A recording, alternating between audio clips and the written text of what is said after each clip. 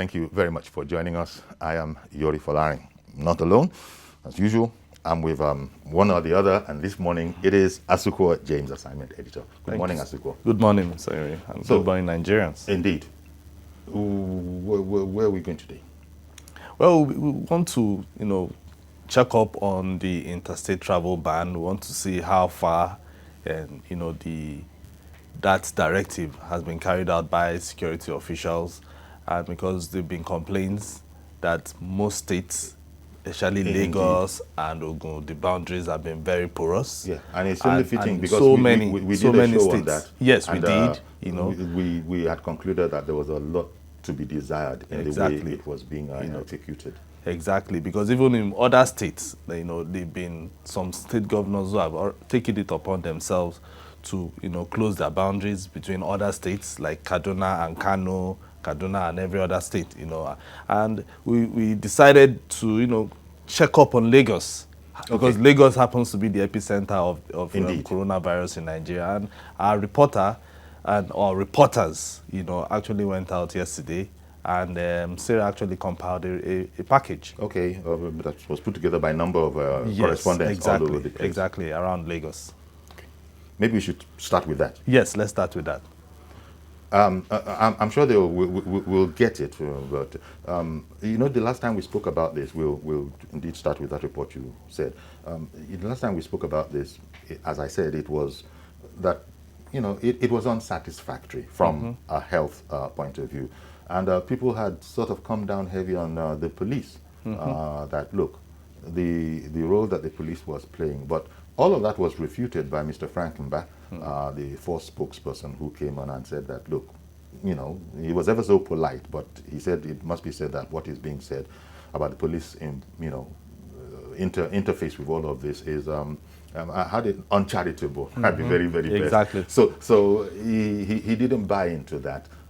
He thought the police were doing, arguably a great job in a challenging kind of a situation. So that indeed is something that, no doubt when later on you come to engage some of our correspondents, we'll be finding out what they have observed, how easy it has been, and if there are challenges, what are the challenges? Because all of this goes back to, it's a health emergency that we're in, and it's just not going to be, it can't be business as before if we intend to make progress in this war against, people are using the analogy of war, in this war against COVID-19. No, it will be, definitely it won't. And that is why all hands are on deck.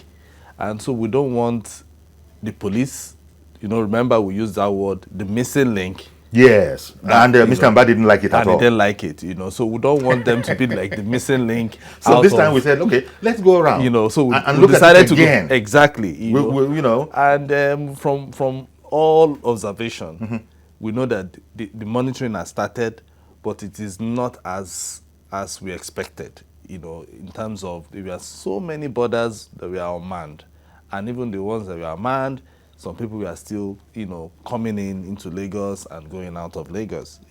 And so it shows that so many people don't understand the import of the directive for people not to, move from one community to the other. And if that is happening in Lagos, it's not that far a leap to imagine it might be happening in other states. Exactly. Because if you look at it, the commercial drivers, they always find a way to evade arrest. From some of the things we got yesterday, they are not taking even the major routes that everybody would ordinarily where want you'd to fly. expect a checkpoint. Exactly. So they already have their own Google map up there, so they know the other routes that they can always take. And if I would not have enough personnel, we don't have the numbers that will be able to apply or to check, to mount checkpoints at every illegal route, because Nigeria is big. Lagos is so big. It was even yesterday when Doja went out that I knew that there was another place inside of Ekpe, because even where I told her to, set up, our live device, she said, no, there's another place. And she went to that place, and it was another route entirely. and there were other routes inside of that route, around that route. You know, So Lagos is quite big. Yes, it is. And then perhaps more importantly in context of this conversation is the fact that people want to beat the order. They don't want to comply with it. And that's the sad part of this, that people are active, they're creative. As you said, they're deploying all kinds of technology, Google Maps to show them other ways. You see videos showing up on social media from time to time of security people, stopping trucks that are loaded with cargo, some loaded with cattle, and then there are people in there amongst them trying to smuggle themselves in. It just points to the nature of the challenge. Exactly. You know, the trucks that we are seeing carrying people from wherever, you know, they actually moved from a particular point to one point before even getting either to Ogun State or to... Of course. Because this morning I heard the CPS of the Oyo State governor saying something about them apprehending trucks with having people inside. Meanwhile, it's essential with food trucks, you know. And what are they going to do? They are going to send the trucks back. But if they now send them back, they will still find their way in.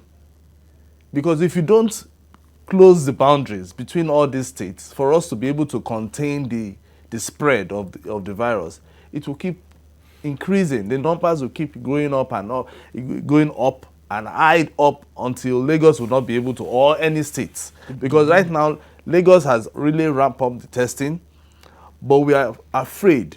The greatest fear is in July, which is the projection of the state governor, that in July it's going to be like almost 120,000. But it can only come to 120,000 if more testing is done, and then they are able to contain the spread. Because it's just a projection. It might be more than that, and which is what we are not praying for, you know. And then the isolation centers will be overstretched, hospitals will be overstretched, health workers will also be overstretched. You know, let's take a break now, and then we'll come back. Do our security, the security apparatus, does it need help?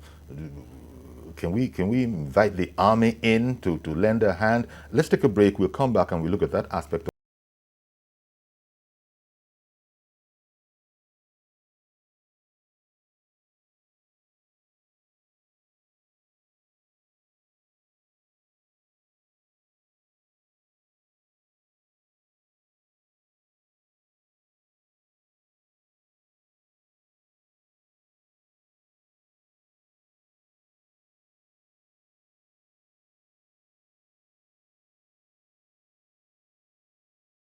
Welcome back, and I'm here with Asukwo James. I heard that the package is now ready, so let's just go straight to the package. Sure.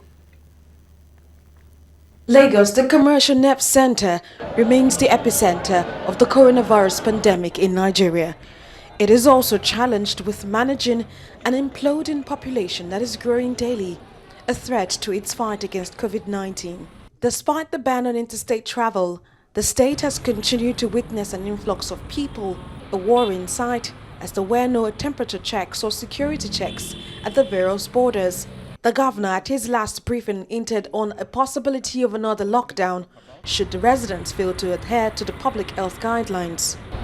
Apart from the sea and airports, Lagos has at least 5 entry and exit points, and security officers now have the task of ensuring only persons on essential duty allowed into the city.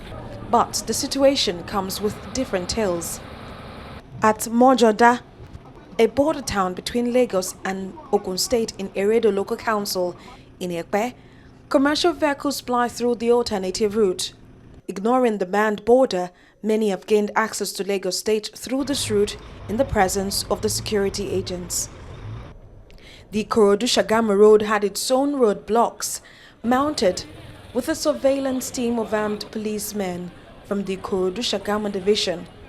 The road, which shares boundary with Lagos and Ogun State, is known to be an industrial road. Although arrests were made and vehicles were told to go back to their various states, TVC News crew observed many were seen trying to access the state via foot. At one of the busiest entry points after Berger, security officers were seen turning back vehicles not on essential duty. It is an unusual and unpleasant experience for commuters along the Alagbado-Songwater Road and residents in toll gates and its neighboring communities.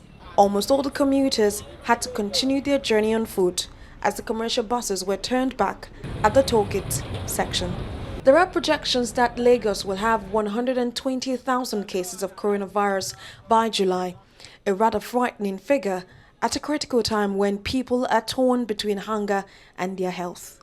Although residents and commuters in Ogun State are looking forward to Wednesday, another day of ease as promised by the Ogun State government, commuters along the Alagbado-Songwater Road may also face uncertainties on Wednesday as the ban on interstate travel is still in force. Sarah Ayeku, TVC News at the Lagos-Ogun border. Okay, so, well, quite an intriguing report there.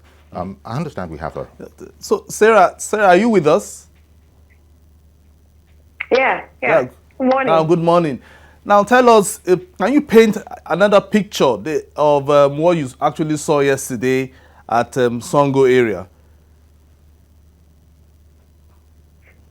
So it's a very dicey situation, especially for residents in Ogun State and for those in Lagos, because they have to contend with the traffic situation on that exists of the road.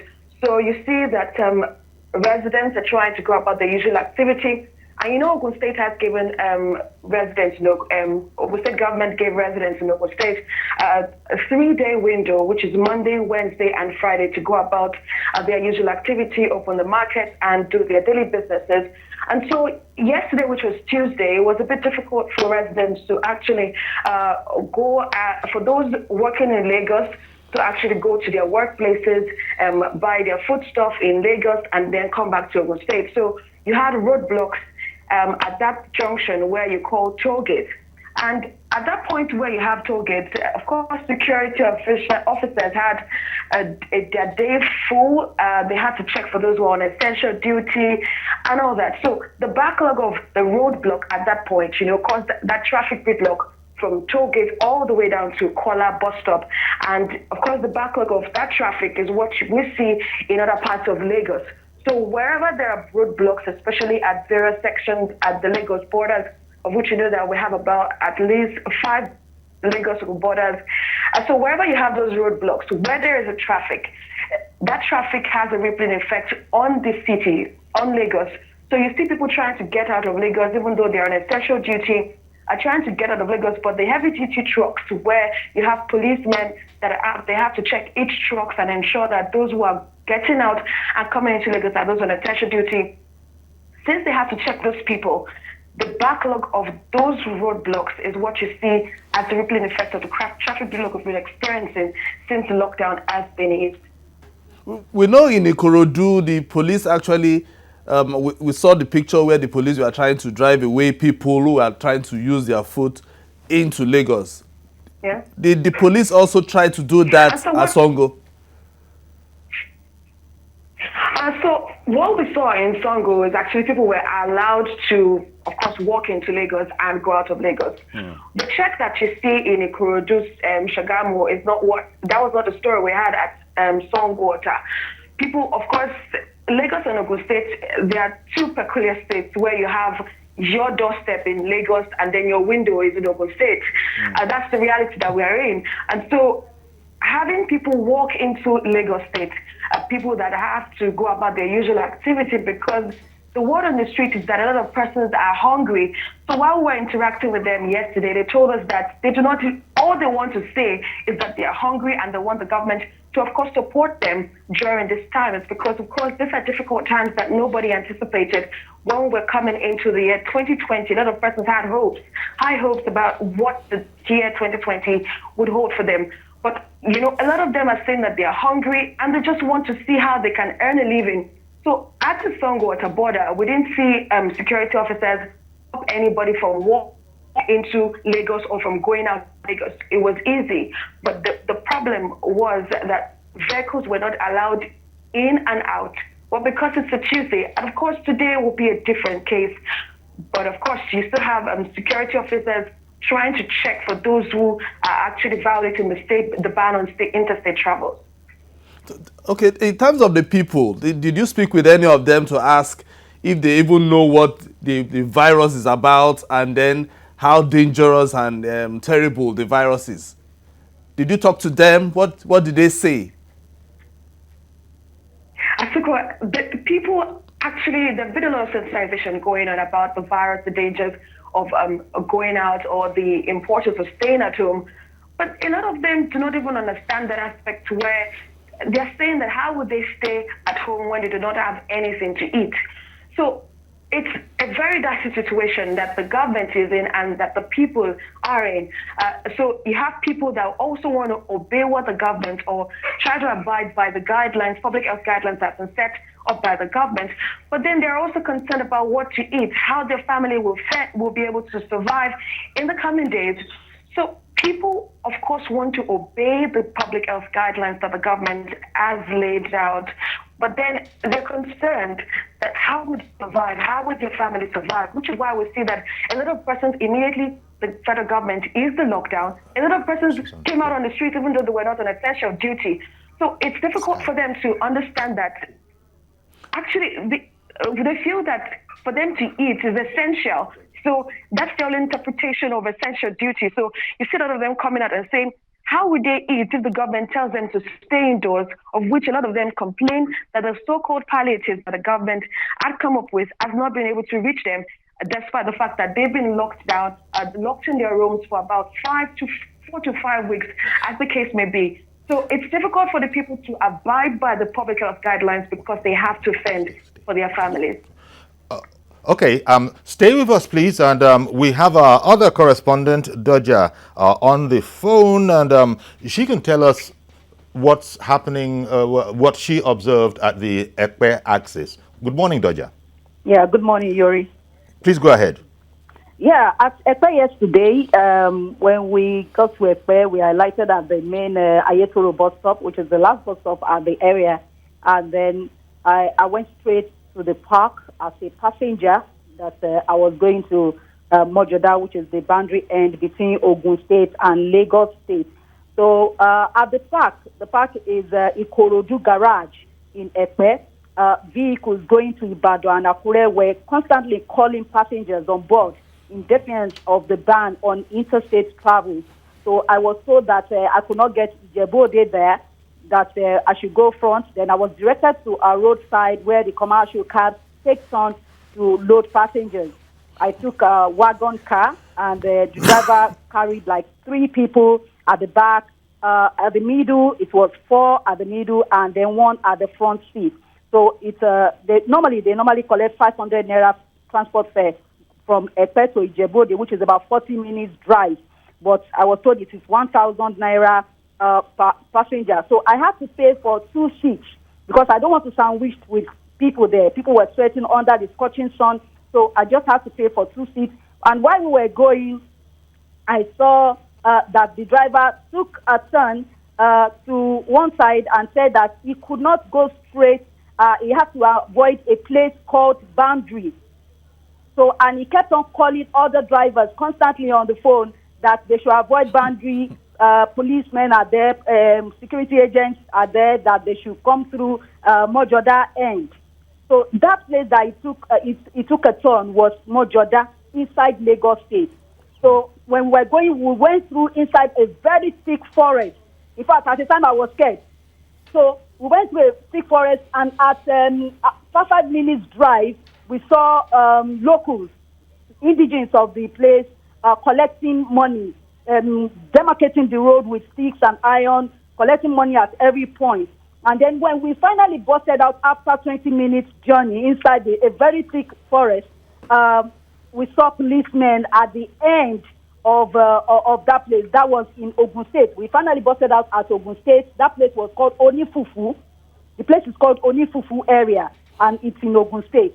So they actually avoided that boundary side between Ogun State and Lagos State, which is Mojoda end in Lagos State. So when we busted out at Onifufu, I told them I alighted. So So I then joined my colleague. I called my colleagues to come and pick me up. So I joined them. So on getting to the boundary where the place they are actually avoiding, I saw policemen, security agencies, the Federal Road Safety Corps, the Lagos State Neighborhood Safety Corps, and then I asked for their leader there that what is really happening. Do you know that I could see that security was really tight at that boundary end. Yes, I can see that. But I told them that there is an alternative route people are passing, and only commercial vehicles are passing there. But I saw trailers coming from Ijebu-Ode to Lagos State.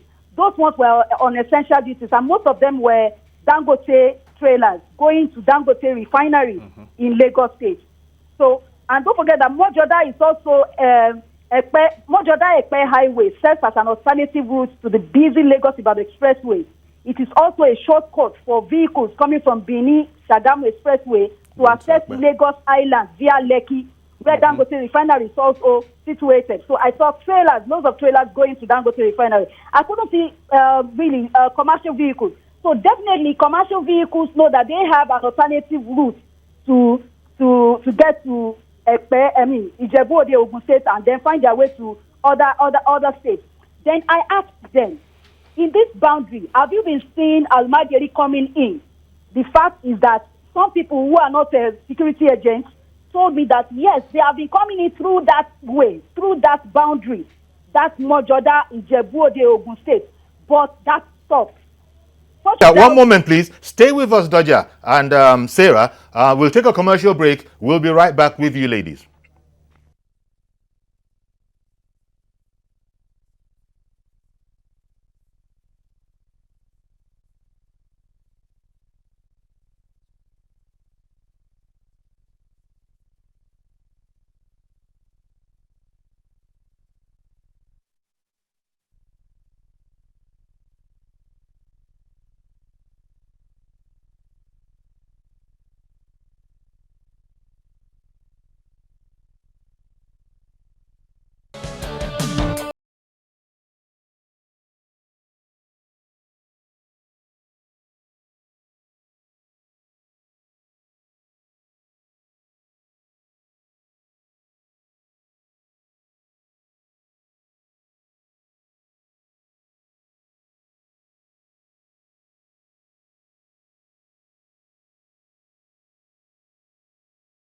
Okay, we're back now, Dodja.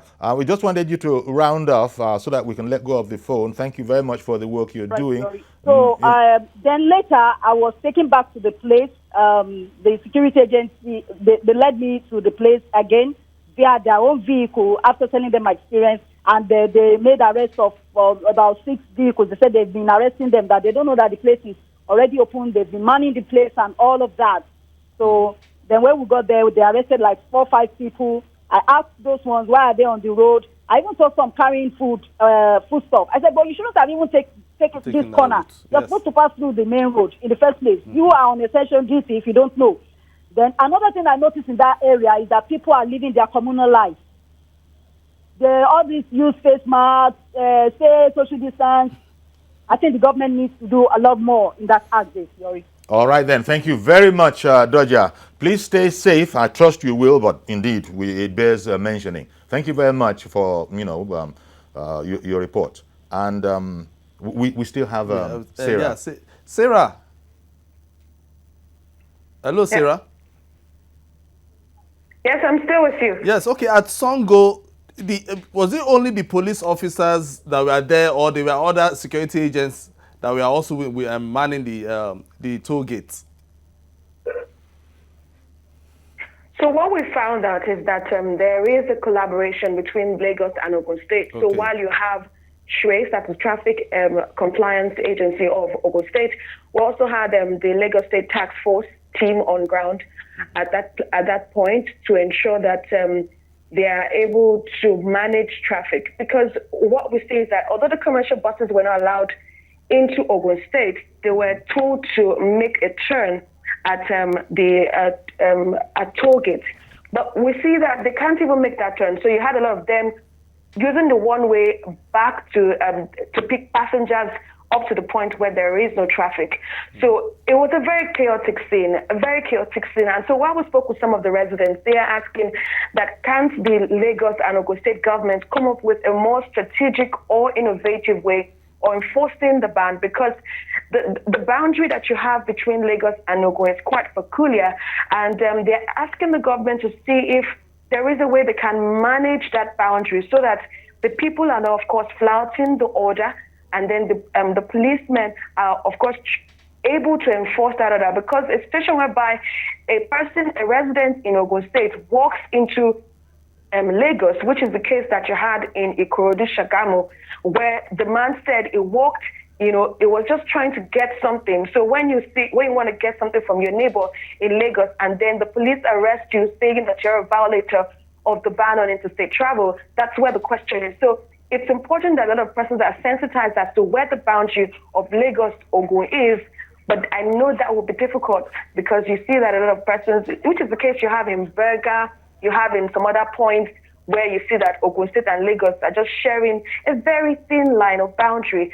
So people just want the government to see how they can come up with a way where the enforcement of the ban on interstate travel is being enforced, but it doesn't affect their way of getting something to eat. So were they wearing their face mask? At least that is the most simplest of all directives. Were they wearing their face mask? Because I know that even the police will not even hold the thermometer to even check. Of course, we've not seen the police or any safety official at these borders holding a temperature, the thermometer, or doing any temperature check. But the least that we've seen so far among residents in Lagos and Ogun State is the use of the face mask. And of course, it's business for persons which are on that axis. A number of persons selling in that traffic were actually just hawking a face mask, whether it's hygienic or not. We cannot, of course, ascertain that, but people are actually selling face masks. So it is easy to actually get the face mask on the streets. At that particular point, a lot of them were actually using it, whether in the right way or wrong way, but at the least they were using the face mask. But it's important that, of course, safety officials are at those borders to see if they can actually conduct some temperature checks for persons coming into Lagos and going out of Lagos. I think that is another thing. People coming in, those on essential duties are supposed to have that thermometer. Let's even check the drivers that are coming in, so that they don't, start spreading if they have the virus, they should be able to check at that border before coming into Lagos or into any other state. Indeed. But Modukwe has called in from the UK. Good morning, Modukwe. Yeah, I just want to call regarding what is going on in Nigeria. Okay. And it's really annoying when the government cannot measure the 2 meters for people on the streets regarding the COVID-19.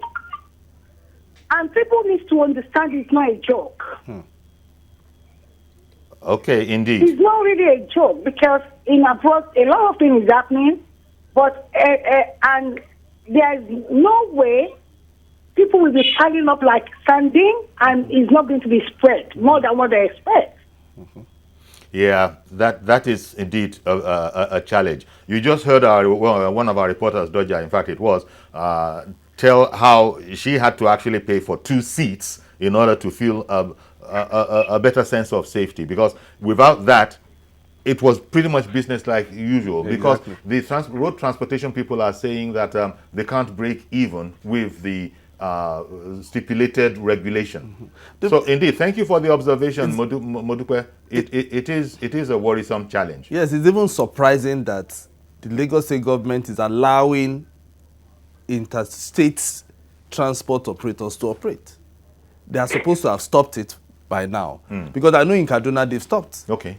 So anybody that is doing that is at least carrying out an illegal operation. Indeed. For now, because since the federal government has banned interstate travel, then it means all those going to Ibadan, Ijebu-Ode, Abeokuta, they shouldn't be operating. Well, Mazi Okoroafo has called in from Arochukwu. Good morning, Mazi.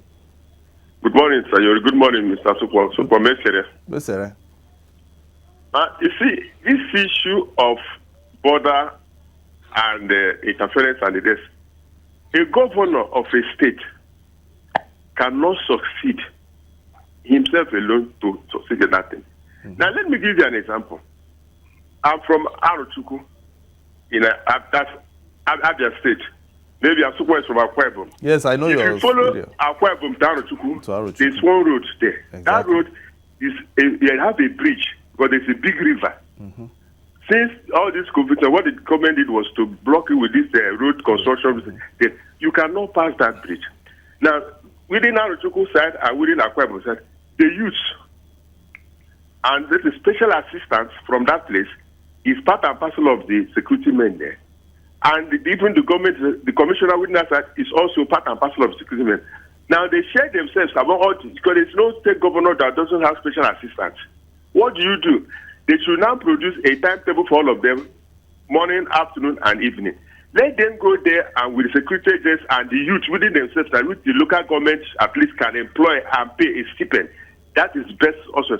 But this situation whereby we sit down in the headquarters and be directing that security, it's not possible. Now you ask yourself, I think there was in this program when you were asking about the welfare of the security men. The payment of these security men, I think there are over 14 security agencies in Nigeria. Let the special assistant in each local government or each state zone be collecting that stipend. We're going to give those security men at the post there where they are working. And if you work weekly, nobody should come there and stay there for 1 month or 2 weeks. Because by the time they work quickly, another batch will come. All these things we are talking about. Look, the way we are taking this, we are just taking it like a child play. You see what happened in London, UK yesterday, and even US, when Trump was saying that the people said no. Trump has to call experts in terms of health. They were all talking to the Senate from different angles.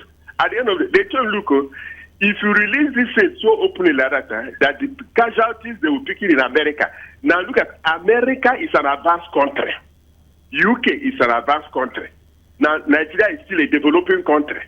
Come on this COVID-20, Madagascar and half and this, we are finding it difficult to bring it down to the market for people to see. And it's a problem. Not to talk about where this community, that rampage will come. I'm not praying for community rampage or community destruction.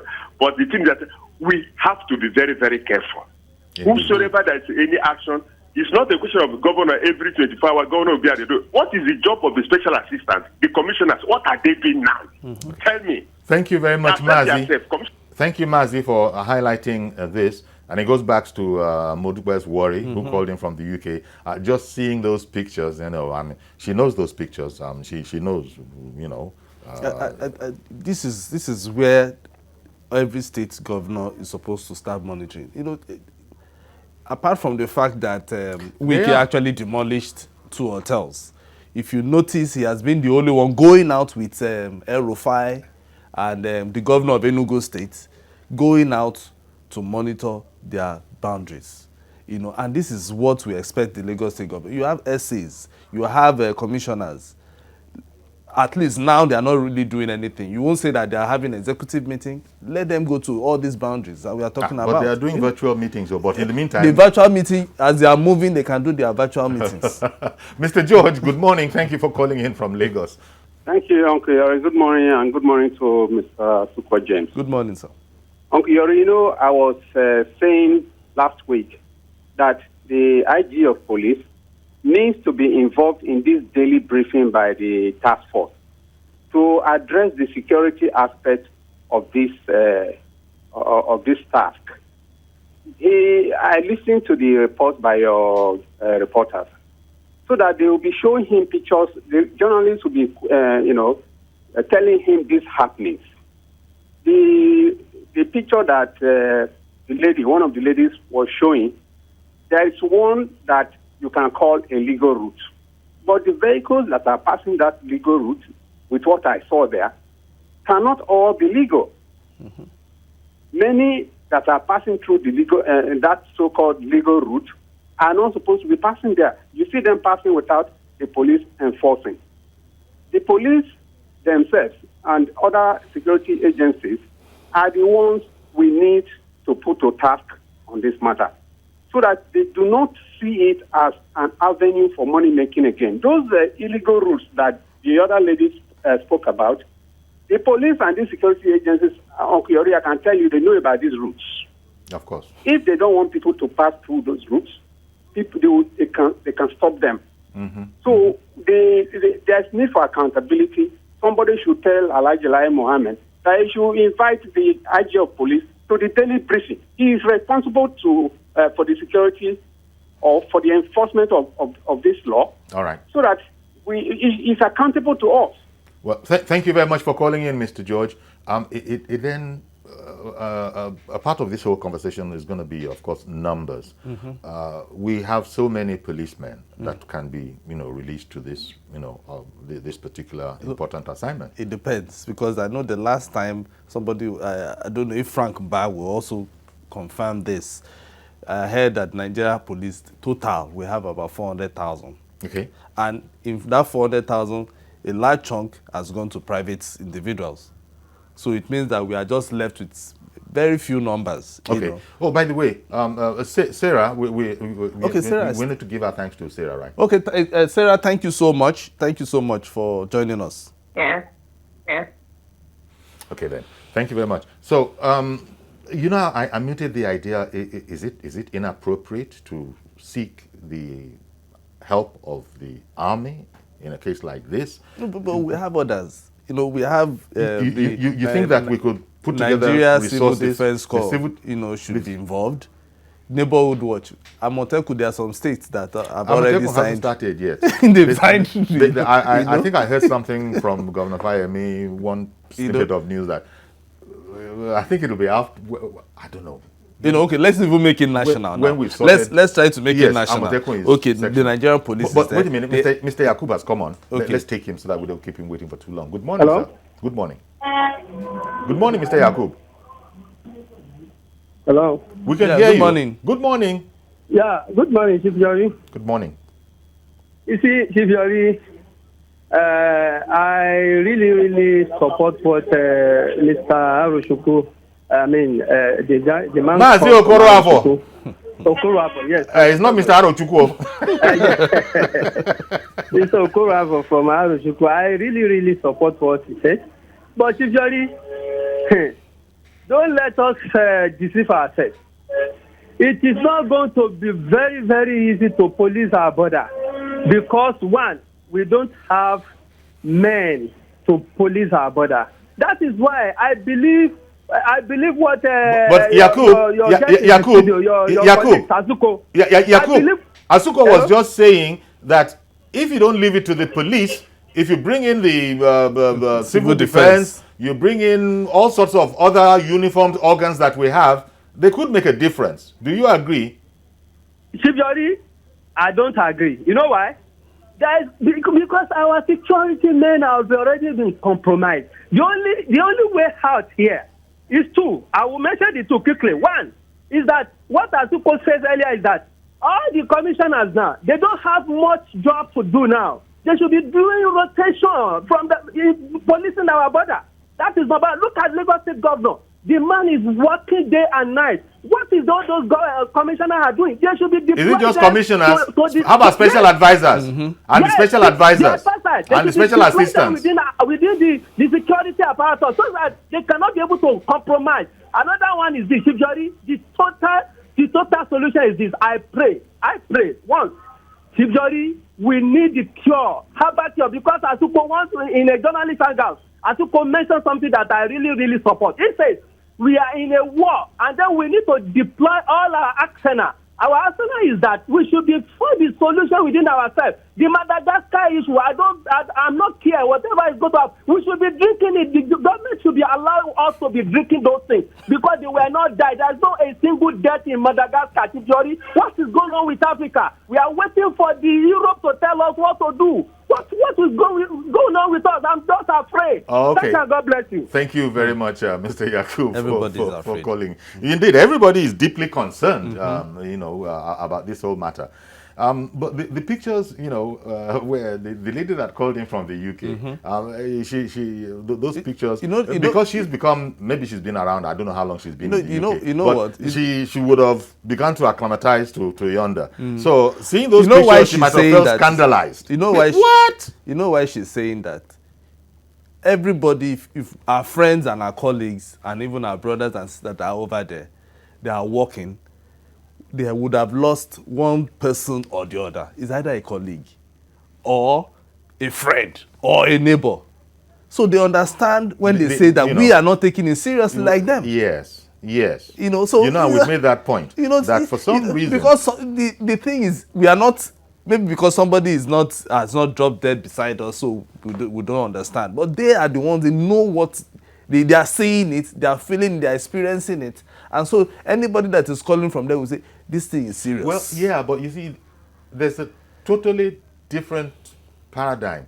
Whereas the kind of thing people are saying here won't probably be said in the West.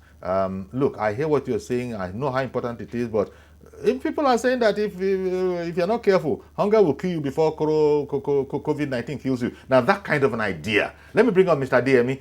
Good morning, Mr. DME. Thank you for calling in. Good morning, Mr. Yemi. Thank you for calling. I'm extraordinarily concerned because I don't know what is wrong with our government. We have the solution, and we are still waiting for the Europeans to come in. Why should that be?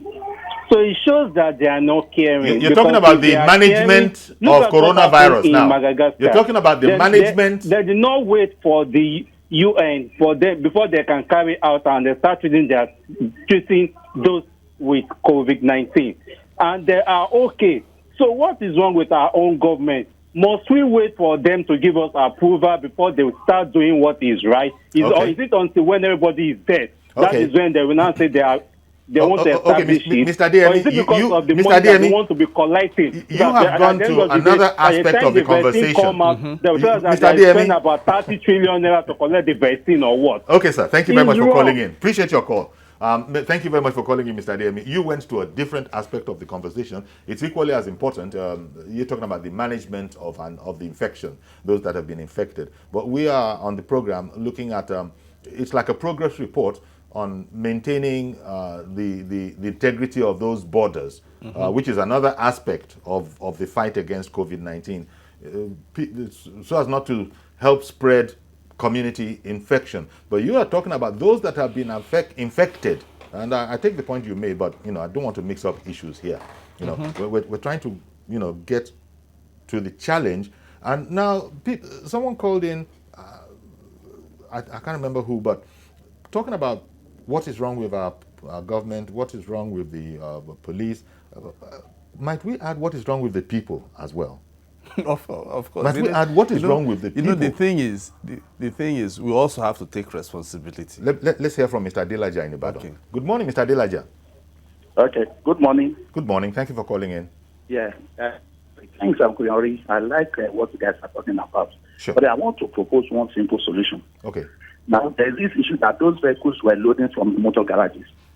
Now, if there's interstate bans, should the government not make sure that all those interstate garages are locked? Or put somebody or heavily policed, so that we know what is being loaded. And somebody can go into the garage and fit enter traffic going to another state. Then it makes a mockery of the whole thing. Yeah. Well, thank you very much, Mr. Adeyemi, for that particular suggestion. It goes back to how do we have the manpower? How seriously are we going to take this? Because that seems like a very elementary solution. Say, look, if the authorities are at the garages, the motor parks, they see what is being loaded. They know when a vehicle takes off. But I don't know that they can escort a vehicle, and you know what our people are doing.